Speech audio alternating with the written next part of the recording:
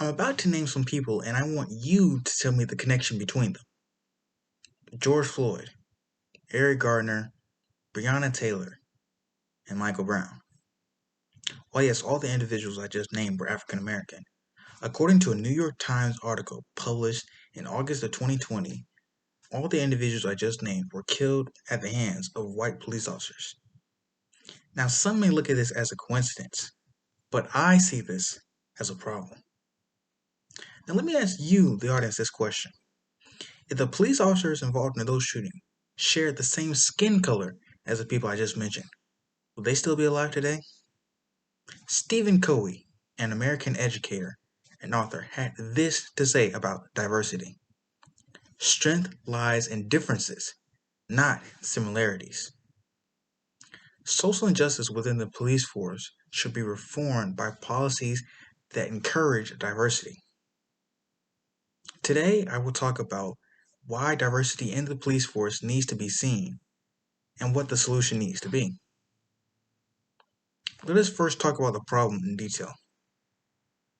According to Dave Landry, 65% of police officers in the force are white. African Americans make up 12.8%, and every other race is at or below 7%. However, according to the United States Census Bureau, a report in 2020 showed that the number of minorities is on a steady increase from 2000 to 2010 to 2019, and the number of white Americans is on a decline, as shown in the figures seen on camera right now.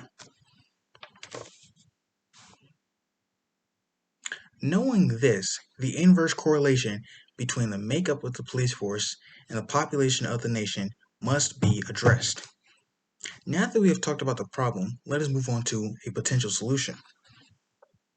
While there is an inverse correlation, I believe that the best outcomes lie in reform policies. These policies should stress the importance of diversity. In fact, there are some successful cases that can be seen in America today. One of those successful cases is the Forest Grove Police Department. According to the Forest Grove Police Department, they have established policies that not only stress diversity and inclusion, but hold them to a higher standard. Now that we have seen a solution that has worked, let us dive into that a little bit more.